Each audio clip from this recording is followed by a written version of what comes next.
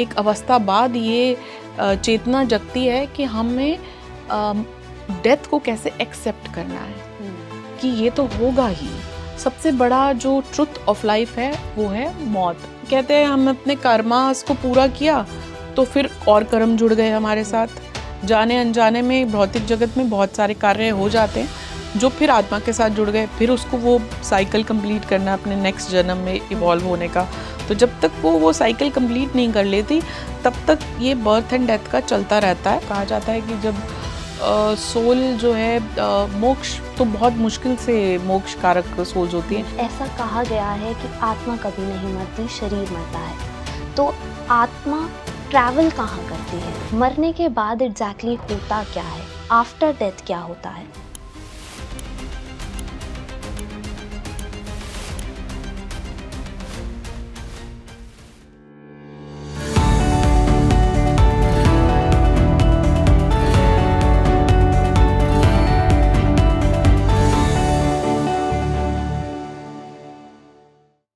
नमस्कार, मैं हूं आपके साथ इशिका और आप देख रहे हैं स्पीकिंग ट्री। हमारे साथ आज मौजूद हैं अलंकृता जी। बहुत बहुत स्वागत है आपका स्पीकिंग ट्री में। जी नमस्कार, thank you Ishika for inviting मी।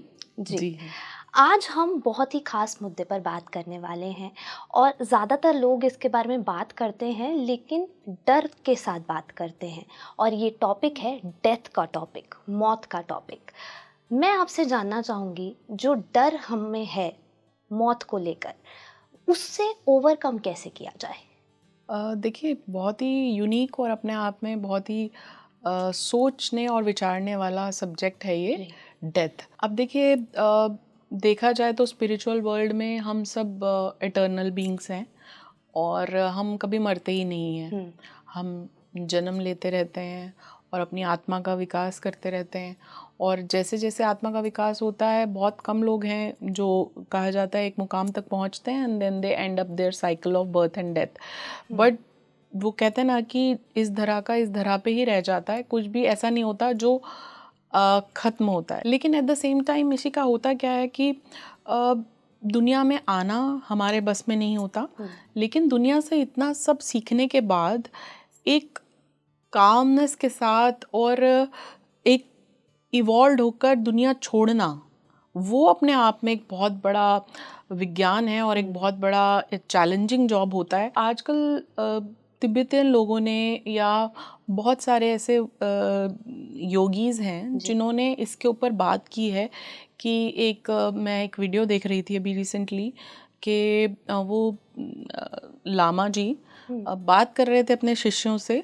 बात करते करते बहुत पीसफुली उठते हैं। वो उठने के बाद वो विश्राम अवस्था में नीचे लेट जाते हैं और धीरे धीरे बहुत ही शांति के साथ बहुत ही कॉन्शियसली अपनी देह को त्याग देते हैं, जो कि बहुत मुश्किल होता है। मतलब आम इंसान का इस चीज़ से रिलेट करना बहुत ही मुश्किल होता है, क्योंकि कोई नहीं जानता कब उसका लास्ट डे है और कब किसको अब बुलावा आ जाए या किसका आखिरी दिन हो, हम नहीं जानते। लेकिन हमारा माइंड इस तरह से अट्यून्ड होता है कि हम ऐसे जीते हैं कि हम हमेशा कल में जीते हैं, हम आज में जी रहे हैं। ये बहुत बड़ी बात है, आज को स्वीकारें।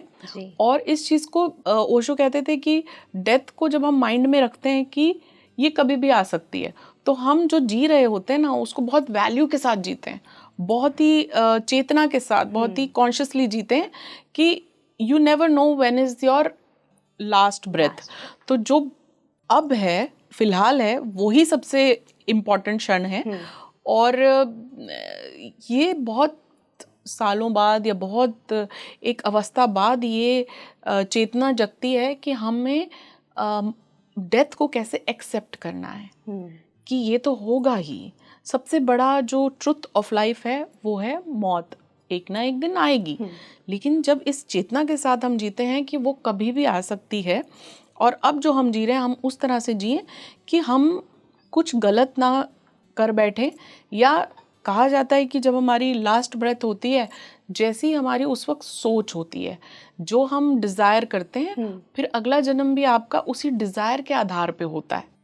अभी मान लीजिए आपको एक लास्ट डिज़ायर रह गई कि आपने कोई पर्टिकुलर फ्रूट खाना है और मन कर रहा है आपका, कहते हैं कि फिर नेक्स्ट बर्थ में आप बनकर आएंगे, वो फ्रूट खाएंगे, फिर नेक्स्ट बर्थ होगा, क्योंकि आपके डिज़ायर या आपका नेक्स्ट बर्थ जो है, आपकी आत्मा प्लान करती है आपकी डिज़ायर के अकॉर्डिंग।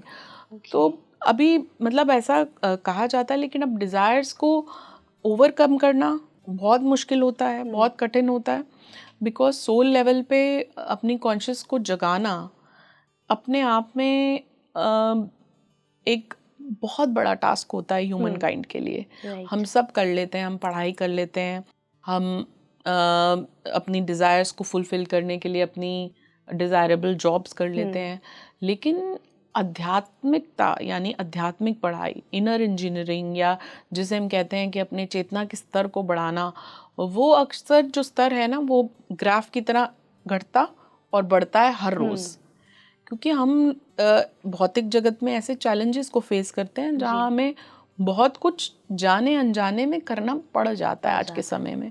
अब वो करते करते जो हमारा स्तर है बहुत बार नीचे जाता है, और सब कुछ जानते समझते कि हमारे आसपास सब जो है ऊर्जाएं हैं, फ्रीक्वेंसीज हैं, एनर्जीज हैं, सब खेल जो है हम क्या सीख कर रहे हैं, कैसी एनर्जी को सीख कर रहे हैं, उसके ऊपर डिपेंड करता है। जी, आपने जैसे बात करी कि आजकल क्या, पहले के टाइम में भी लोग फ्यूचर के बारे में ज़्यादा सोचते हैं, फ्यूचर के लिए ज़्यादा ड्रिवन रहते हैं कि हमें फ्यूचर में आगे अच्छा करना है, प्रेजेंट को इतना ध्यान में नहीं रखते हैं। लेकिन इसी के साथ मुझे याद आया पास्ट लाइफ भी बहुत ज़्यादा अहम रोल निभाती है एक के जीवन में। तो क्या डेथ से रिलेटेड है पास्ट लाइफ? क्योंकि डेथ की जहाँ तक बात आती है, बहुत सारे लोग नेचुरल डेथ मरते हैं और कुछ होते हैं एक्सीडेंट में मरे, कुछ होते हैं डेथ होती हैं। तो क्या पास्ट लाइफ इसमें भी काफ़ी गहरा रोल निभाती है? देखिए, प्रारब्ध तो हम सभी के कहीं ना कहीं होते ही हैं, और मुझे ऐसा लगता है कि प्रारब्ध हम लेके चल रहे हैं, और निश्चित होता है हमें इस तरह से दुनिया छोड़ के जाना है। अभी बहुत बार ऐसा होता है कि कोई अचानक से कुछ सडन डेथ हो गया, तो उस वक्त हमारी सोल भी जो होती है वो थोड़ा कंफ्यूज्ड स्टेट में चली जाती है। तो जो सोल के लेवल हैं, हमारी सोल जो है वो कई पड़ाव पार करके जब हमारी एस्ट्रल बॉडी हमारी फिजिकल बॉडी को लीव करती है, तो बहुत सारे पड़ाव होते हैं। अब उन पड़ावों में से फिर एक पड़ाव उसे पार करना बढ़ जाता है, सोल के अपने लेसन्स लेने पड़ते हैं और फिर आगे बढ़ना पड़ता है। तो कहीं ना कहीं देखिए, अब कुछ ऐसा होता है कि किसी ने अपने प्रीवियस बर्थ में यानी पहले के जन्म में कुछ मर्डर कर दिया या कुछ बहुत हीनियस कर दिया, अब सोल ने दोबारा से रीबर्थ लिया है, तो उसका भी लेखा जोखा उसे इस जन्म में निकालना है, निभाना है। तो उसका कभी कभी रिजल्ट जो है प्रारब्ध का जो है वो हमें हमेशा मल्टीपल टाइम्स करके भोगना पड़ता है। अपनी सोल के लेवल को बढ़ाना, अपनी चेतना के लेवल को यानी कॉन्शियस को बढ़ाना, उसे और इवॉल्व करना इज़ वेरी इम्पॉर्टेंट। हमारे कहते हैं मानव जन्म का जो एकमात्र उद्देश्य है आध्यात्मिक जगत में, वो ये है कि अपने इनर जाना और अपनी चेतना के स्तर को बढ़ा के अपनी आत्मा के विकास को करना। लेकिन अक्सर हम भौतिक जगत में इतना ज़्यादा इन्वॉल्व हो जाते हैं कि हम लोग बहुत ज़्यादा प्रॉफिट लॉस में पड़ जाते हैं। अभी देखा जाए तो प्रॉफिट लॉस आध्यात्मिक जगत में कुछ होता ही नहीं। ये खाली हमने एक इल्यूजनरी वर्ल्ड बना लिया होता है अपने आसपास, जिसमें हमें लगता है कि नफ़ा, नुकसान, फ़ायदा हो गया, मोह माया भी कह सकते हैं। हाँ, मतलब लेकिन इससे बाहर निकलना, क्योंकि ये हमारा खुद का क्रिएटेड वेब जाल है। और उतना इल्यूजनरी हो गया है कि हम इस जाल में एक तरह से कम्प्लीटली ट्रैप्ड हैं। तो जब तक कहते हैं हम अपने कर्मास को पूरा किया, तो फिर और कर्म जुड़ गए हमारे साथ। जाने अनजाने में भौतिक जगत में बहुत सारे कार्य हो जाते हैं जो फिर आत्मा के साथ जुड़ गए, फिर उसको वो साइकिल कंप्लीट करना है अपने नेक्स्ट जन्म में इवॉल्व होने का। तो जब तक वो साइकिल कंप्लीट नहीं कर लेती, तब तक ये बर्थ एंड डेथ का चलता रहता है।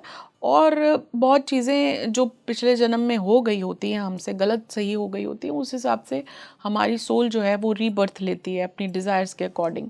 और ऐसा होता है कि देखिए जितने यहाँ लोग होते हैं उतनी ही सूक्ष्म शरीर या उतनी ही सोल्स भी हमारे आसपास होती हैं जो एक नेक्स्ट लेवल तक जाने की इंतज़ार कर रही होती हैं, अपनी गति होने की इंतज़ार कर रही होती हैं। और हमें हो सकता है कि वो फील ना हो क्योंकि उनकी एक अलग दुनिया है और हमारी एक अलग दुनिया है, लेकिन वो होती ज़रूर है हमारे आसपास जो लोग इस साइंस को यानी पैरानॉमी को पढ़ाई करते हैं, जैसे हम लोग हैं। हम बता सकते हैं कि कहाँ पे किस लेवल की सोल है। वो जो सोल है वो उस वक्त परेशान है या सोल लेवल पे वो किस तरह से ट्रैवल कर रही है, अभी क्या भोगना उसका बाकी है।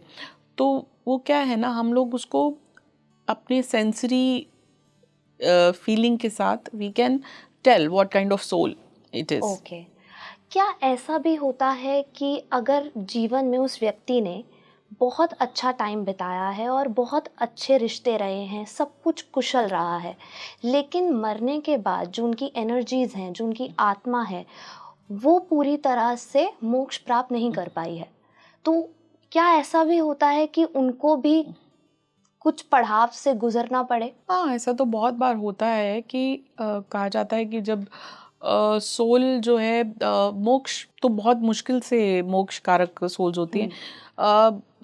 हम जो ये cycle of birth and death से ऊपर जब निकलते हैं तो कई सारे पड़ाव आते हैं ऑन द लेवल कि अर्थ रेल्म से सोल जो है दूसरे रेल्म में जब पहुंचती है तो उस वक्त एक पड़ाव से उसे गुजरना पड़ता है और वो अपने सोल लेसन्स को पूरा करती है। उसके बाद वो उस पड़ाव पे जाती है जहाँ हो सकता है उसको ये जो पूरा cycle of birth and death है इससे वो निकल जाए।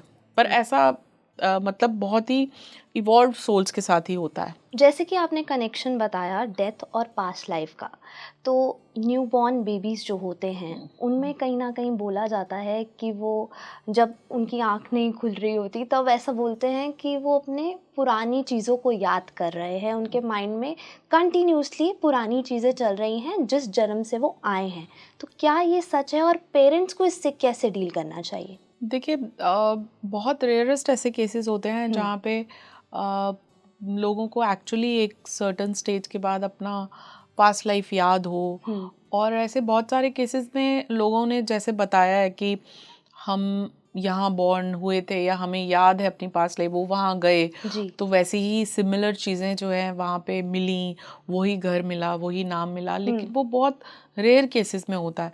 यूजुअली आफ्टर अ पॉइंट जब बच्चा बोलने लगता है या बच्चा जो है अपने आप को व्यक्त करने लगता है, धीरे धीरे जो पुरानी पास्ट लाइफ की यादें हैं वो छूट जाती हैं और नई हमारी चेतना, नई जीवन की नई चीज़ें जो हैं वो हमें घेरने लगती हैं। लेकिन जब हम बहुत ही ऐसी अवस्था में होते हैं जब तक बोलना नहीं सीखते तो कहते हैं कि आपको पास्ट लाइफ याद रहती है अपनी कहीं ना कहीं, लेकिन जो हमारी सोल है और जो हमारा सबकॉन्शियस माइंड है वो हमारी पास्ट लाइफ को कभी नहीं भूलता।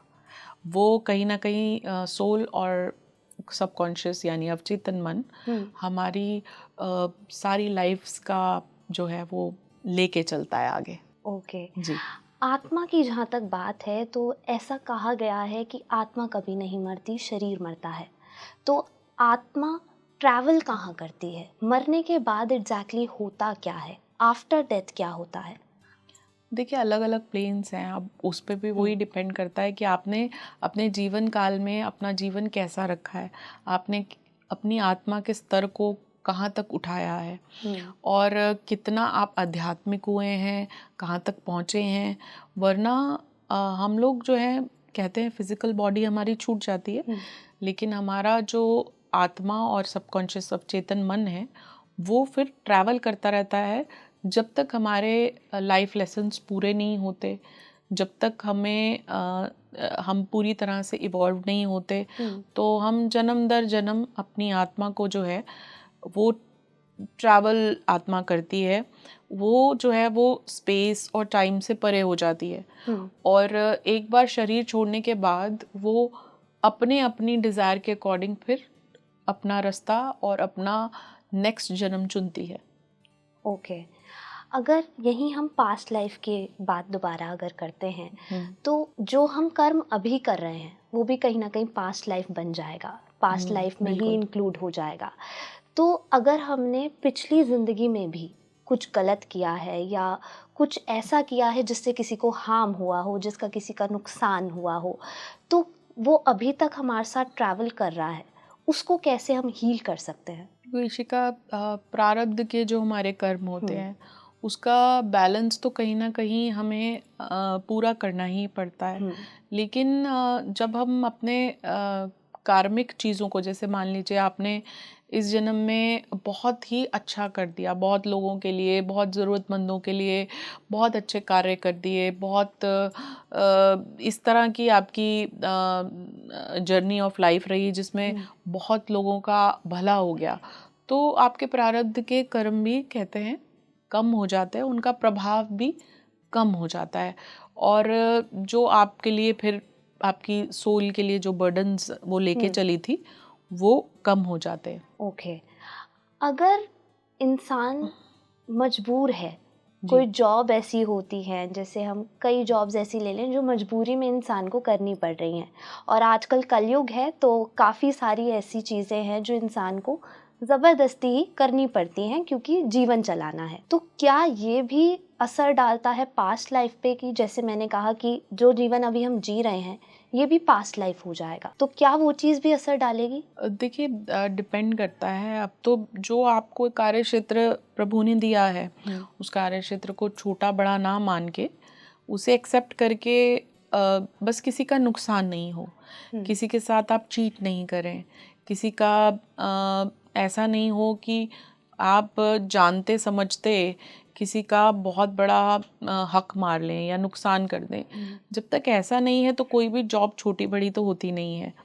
और उसके बाद बहुत सारी चीज़ें हमारी पास्ट लाइफ में, मान लीजिए आपकी एक्सीडेंटल डेथ हुई हो या पानी से डूब के मृत्यु हुई हो या आपकी कोई ऐसी आकस्मिक अचानक से कुछ आपकी ज़िंदगी में हुआ, तो अक्सर हमारी आत्मा वो फियर लेके चलती है। आपने देखा है बहुत लोगों को फोबियाज होते हैं, किसी को क्लॉस्ट्रोफोबिया है, किसी को जो है हाइट से डर लगता है, किसी को पानी से डर लगता है, डूबने से डर लगता है।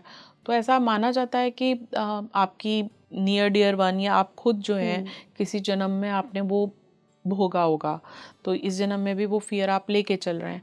लेकिन ऐसे केस में जब हम पास्ट लाइफ रिग्रेशन करते हैं तो जब हम पेशेंट को पास्ट लाइफ में लेके जाते हैं तो जब हम पेशेंट वो रियलाइज़ कर लेता है कि अच्छा पिछले जन्म में ऐसा हुआ था, तो वो जो फियर है, वो जो डर है हमारी ज़िंदगी के प्रेजेंट लाइफ के, वो भी धीरे धीरे आपके फिर चले जाते हैं। और काम तो देखिए, काम कोई भी छोटा बड़ा नहीं होता, वो आप करिए। अब आप अपने काम को कितनी शिद्दत से करते हैं, कितने अच्छे से करते हैं, जब तक हाँ उसमें कुछ किसी का हानि या किसी को परेशानी या आप कोई ऐसा धन अर्जन कर रहे हैं जो एक गलत तरीके से है, तब तक तो मुझे नहीं लगता कि आपका कुछ उसमें गलत कर्म जुड़ रहा है।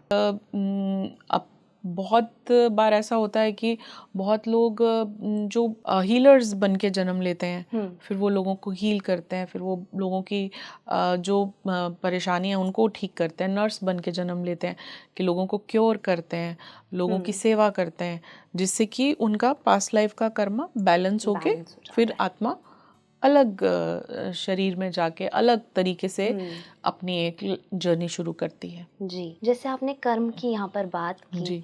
जो भी हम कर्म कर रहे हैं, कोई भी काम कर रहे हैं या जॉब कर रहे हैं, कहीं ना कहीं वो एनर्जीज भी यूनिवर्स में जा रही हैं, तो वो एनर्जीज कैसे रिफ्लेक्ट होती है एक इंसान पर? देखिए, जो आप सीख करते हैं वो ही आपके जीवन में फिर होने लग जाता है। आप बहुत ज़्यादा मटेरियलिस्टिक चीज़ें सीख करते हैं, मटेरियलिस्टिक वर्ल्ड में रहते हैं, इवेंचुअली आज नहीं तो कल वो डिज़ायर फिर आपकी पूरी होगी। इस जन्म में नहीं तो अगले जन्म में। आपने कोई संकल्प डाल दिया, तभी संकल्प हमें बहुत सोच समझ के डालना चाहिए यूनिवर्स में कि काश मेरे पास ये हो, काश मैं ये कर पाऊँ।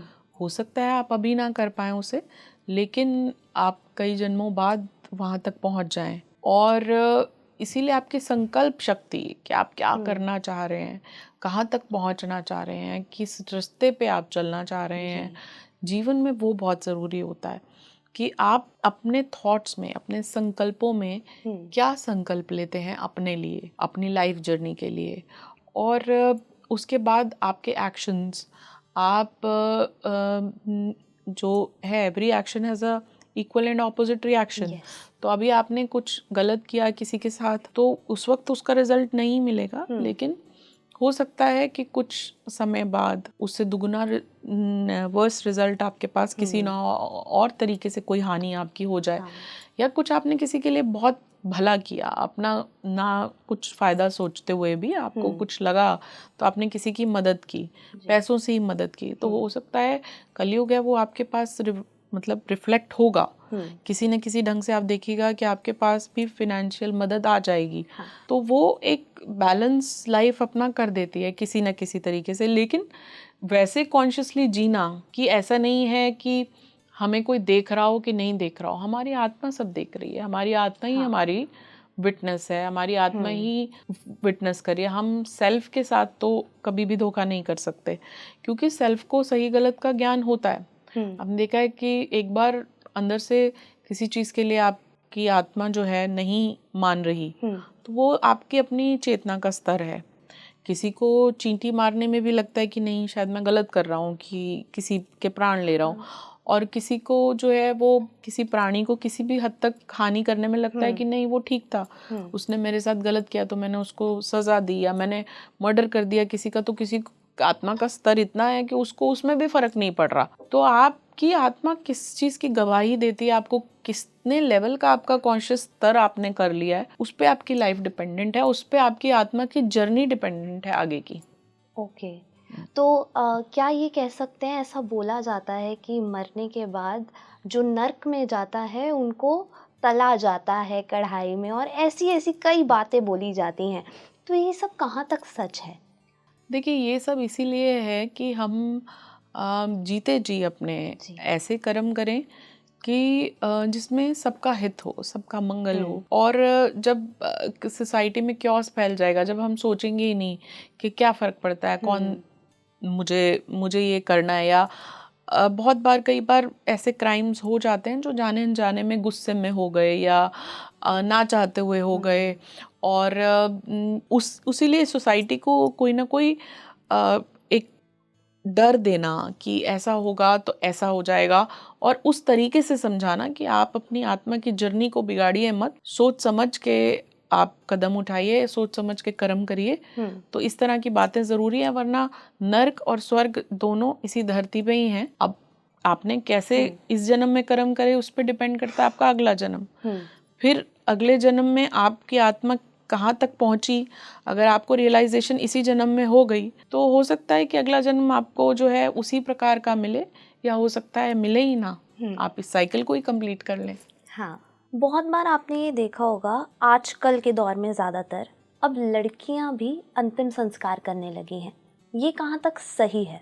देखिए, पहले क्या होता था कि ये धारणा अक्सर रहती है कि लड़कियां थोड़ा कोमल हृदय की होती हैं, और संस्कार जैसे हिंदुओं में संस्कार किया जाता है तो पूरी क्रिया होती है, कपाल को तोड़ के फिर उसके बाद जो अग्नि देते हैं, तो वो पूरे प्रोसेस को देखना और उस प्रोसेस को फिर मानसिक स्तर पर जो है सहना थोड़ा सा मुश्किल रहता है। तो इसीलिए, और ये एक धारणा बन गई कि बेटा ही आपको गति दे सकता है या अग्नि देता है।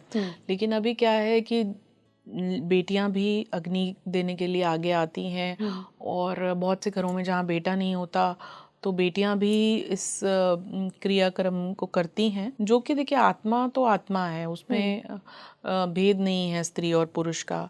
अगर आप उस क्रिया को झेल सकते हैं या उसे उस तरह से ले सकते हैं, तो मुझे नहीं लगता कि उसमें कोई गलत है कि आप आपके अपने कोई जो आपके सगे हैं या इस तरह से आपके प्रियजन कोई चला जाए, तो आपको क्रियाक्रम करके नमन करके वो उस प्रोसेस का आप पार्ट बन सकती हैं, अगर आप फीमेल हैं भी तो भी।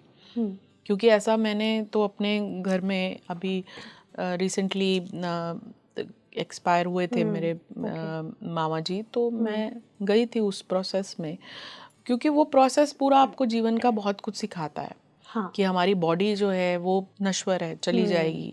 उसके बाद आपको एक एक दिन आपका ज़िंदगी में कितना कीमती है। हाँ। हर एक दिन की अपनी एक ज़िंदगी है, और उस ज़िंदगी में आप क्या दे के जाएंगे, आपकी आत्मा जगत को क्या दे के जाएगी, या जगत से क्या सीख के जाएगी, वो आपको ऐसी ही जगह पे जाके वो जो चेतना आपकी जगती है, वो हमेशा आपका जब बहुत कोई क्लोज्ड आप जब देख लेते हो दुनिया से जाता है, या आप कोई क्रियाक्रम की ऐसी कोई स्थिति भगवान सबको ना दे लेकिन देता है, तो उससे आपकी आत्मा का स्तर बहुत मजबूत हो जाता है और आपको बहुत कुछ इससे जीवन में एक लाइफ लेसन मिलता है। अगर जैसे आपने बोला कि बहुत ज़रूरी है इस पूरी जर्नी से जाना एक इंसान के लिए, लेकिन अगर हम बाकी धर्मों की बात करें, अलग अलग रिलीजन में अलग अलग तरीके से लास्ट राइट्स किए जाते हैं जी। तो अगर क्रिश्चियंस की बात करें तो वो सेलिब्रेट करते हैं, हिंदू की बात करें तो कहीं ना कहीं सौरो होता है, और मुस्लिम्स जो हैं वो दफनाते हैं। तो क्या इन सब चीज़ों से भी एनर्जीज में फ़र्क पड़ता है? डेथ के रिचुअल्स तरीके से जब फॉलो होते हैं, तो एक तरह से जब कोई इस एक जीवन काल को विदा लेता है, जीवन काल को गुड बाय कहता है, तो हम उसे बहुत तरीके से एक तरह से गुड बाय कहते हैं, या बहुत ही ऑनर के साथ। तो उसकी जो आत्मा कहते हैं कि 13 दिन तक धरती लोक पे ही रहती है, तो आत्मा सब कुछ उस वक्त विटनेस कर रही होती है। तो जितना अच्छे से आप उसे गुड बाय कहेंगे, जितना आप उस वक्त रिस्पेक्ट या ऑनर देंगे, उतना आत्मा को एक सोलेस पहुंचेगा। ये एक सच्चाई है। और रिलीजन चाहे कोई भी हो और किसी भी तरीके से, आप तरीके अलग अलग हो सकते हैं, लेकिन एक आदर सम्मान करना जब हम दुनिया से जाते हैं उस वक्त भी वो एक ज़रूरी हो जाता है। तो एक तरीके से ऑनर के साथ गुड बाय कहना बहुत इम्पॉर्टेंट हो जाता है।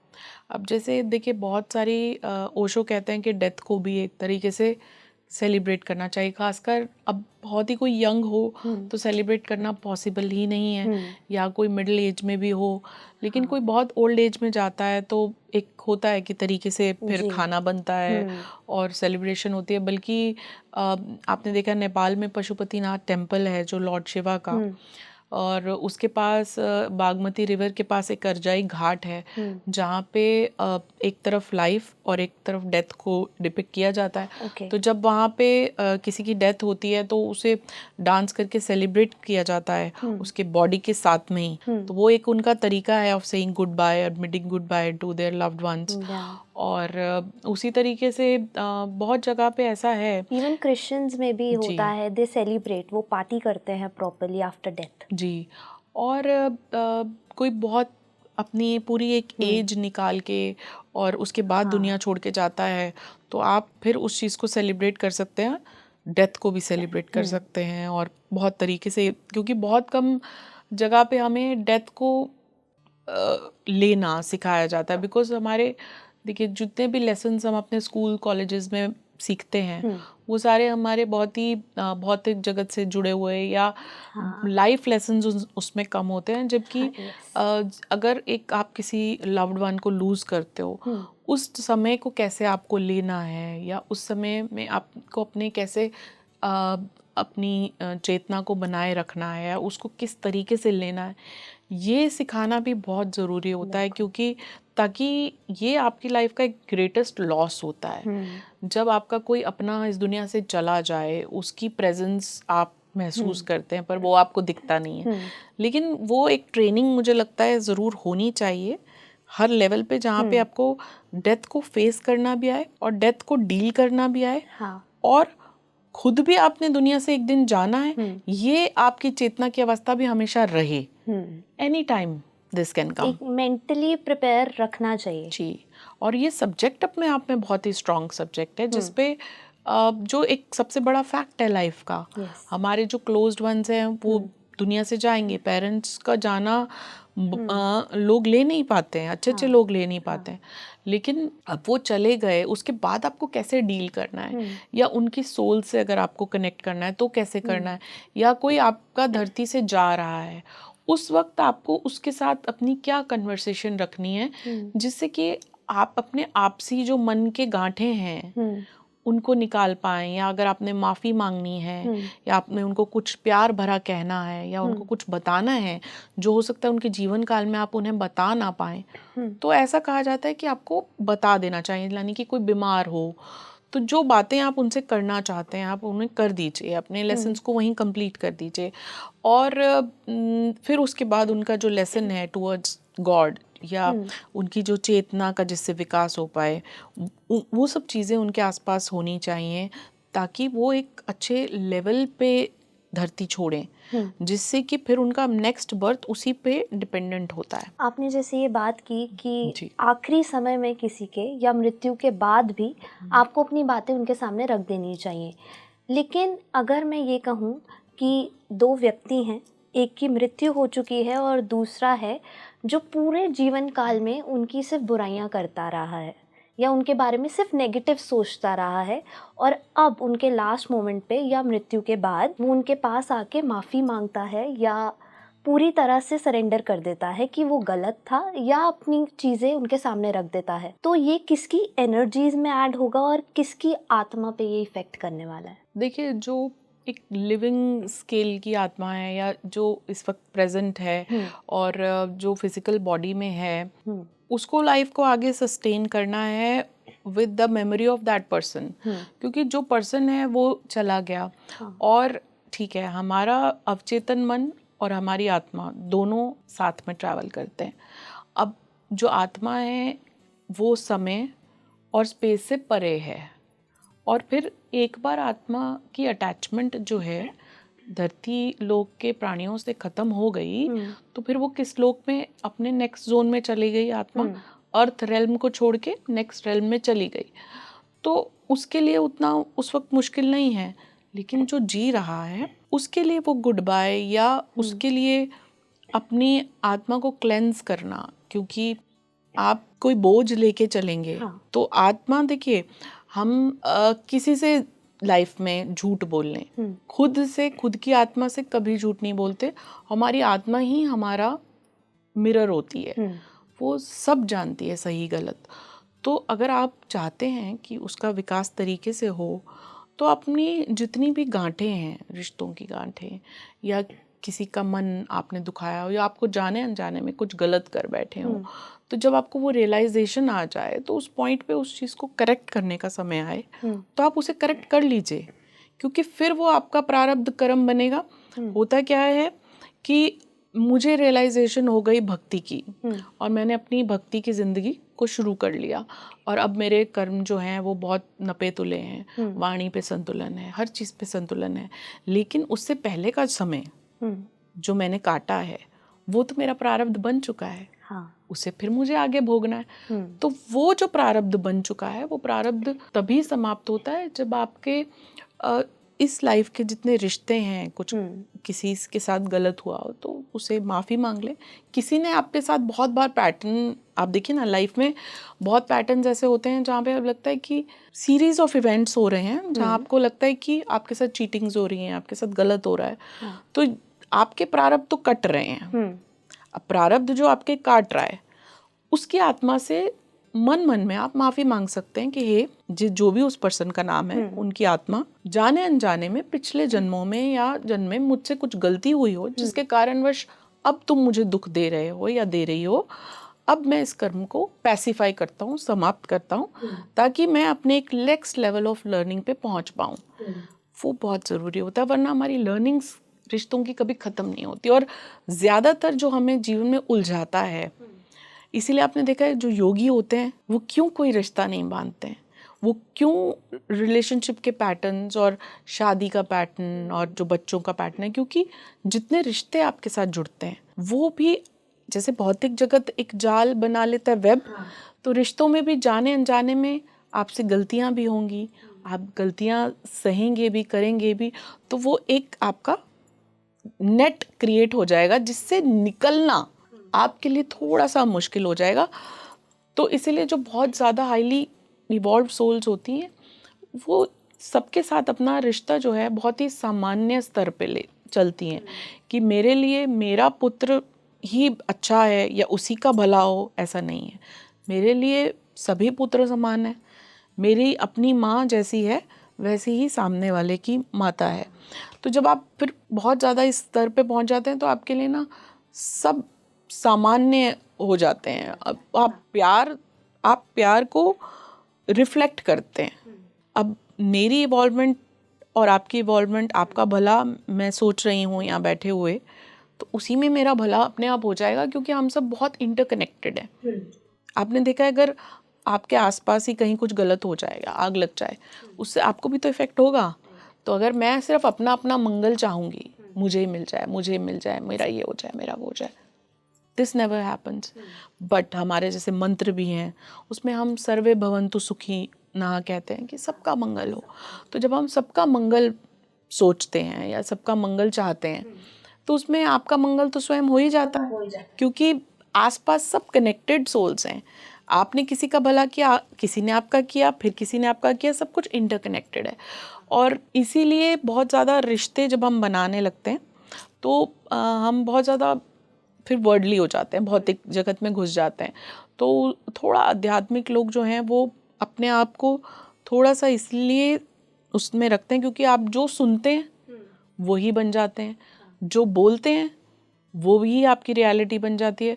तो आप धीरे धीरे जैसे आध्यात्मिकता की तरफ जाएंगे तो आपको डेथ की रियलाइजेशन, आपको ये रियलाइजेशन कि एक दिन जाना है, आपका आज इम्पॉर्टेंट होने लगेगा। आपका ईटिंग, स्लीपिंग और आपकी वाणी संतुलित होने लगेगी, कॉन्शियस होने लगेगी। आप जो अपने मुंह से निकाल रहे हैं, जो शब्द निकाल रहे हैं, वो बहुत सोच समझ के होने लगेंगे। जो आप खा रहे हैं वो आप खुद ब खुद बदलने लगेंगे। जो आप कर रहे हैं वो फिर आपके आचरण में आने लगेगा।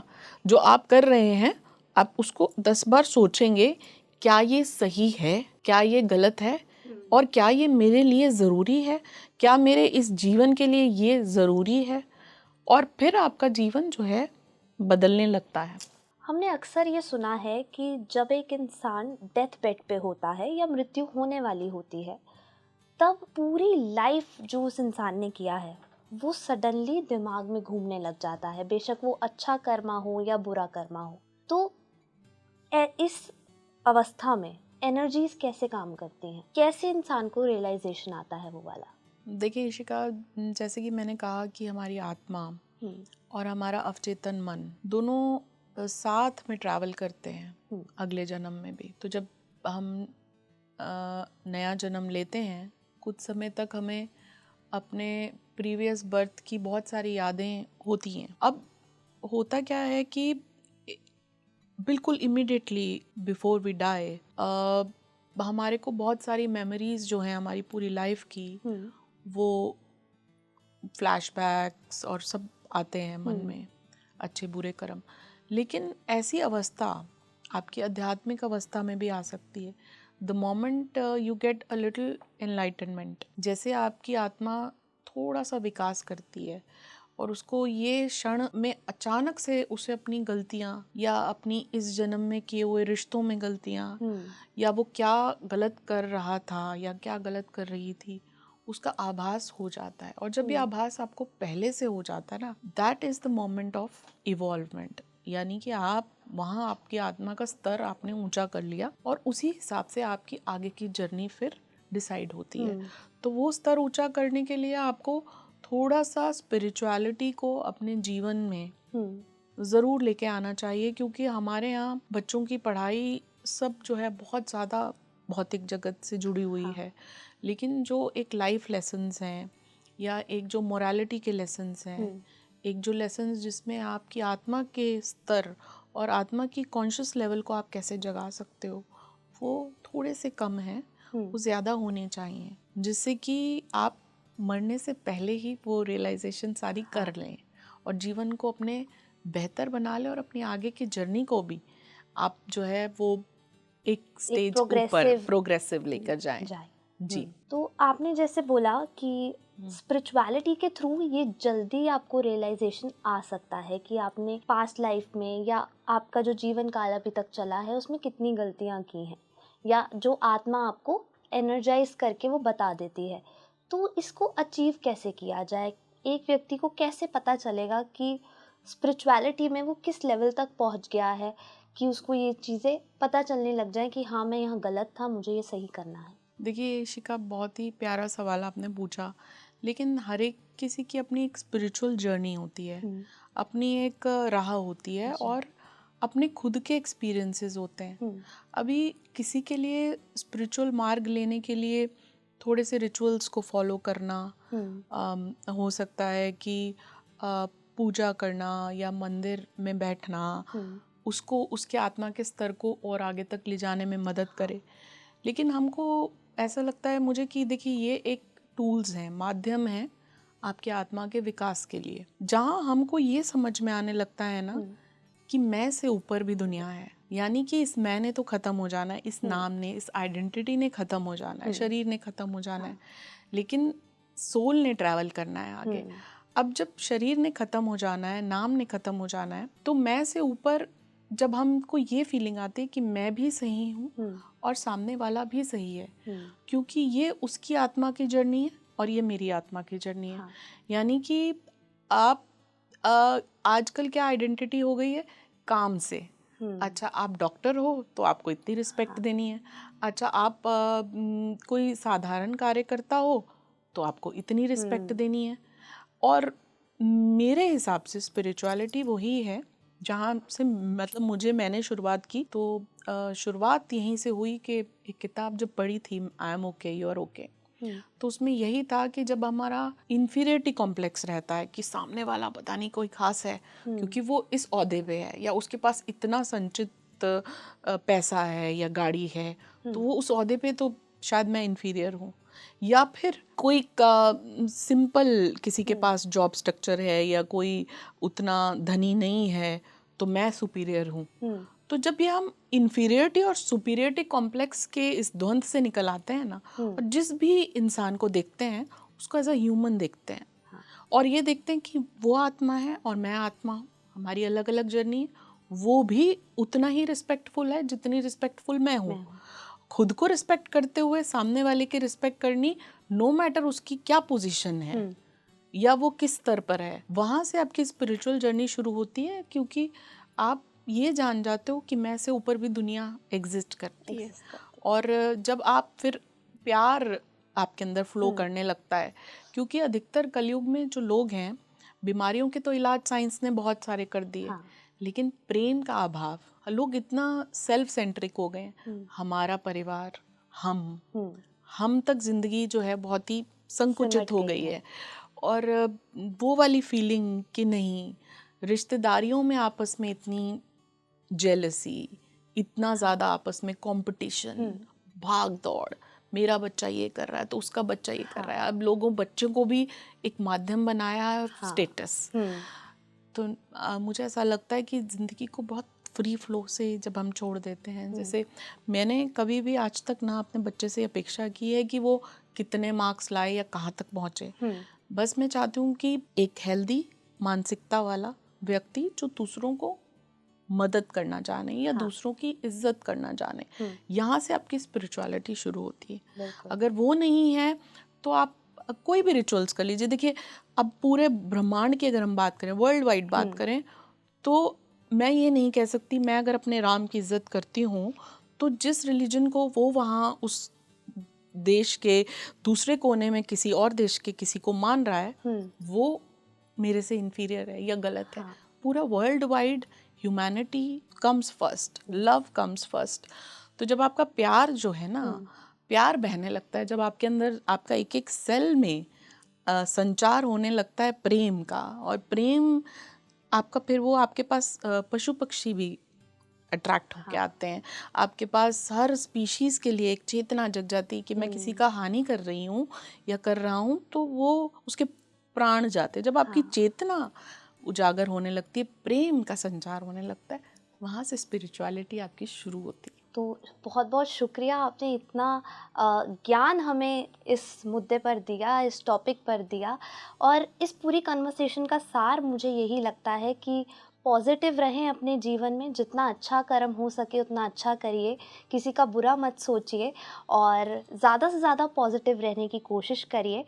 बाकी अगर आपको ये पॉडकास्ट पसंद आया हो तो कमेंट करके भी मुझे ज़रूर बताइएगा, और अगर आपके कोई सवाल हों तो हमसे ज़रूर पूछिए। आपके श्योर। सवालों के सभी जवाब देने के लिए अलंकृता हमारे पास इसका ज़रूर मौजूद हैं, हमेशा की तरह ही।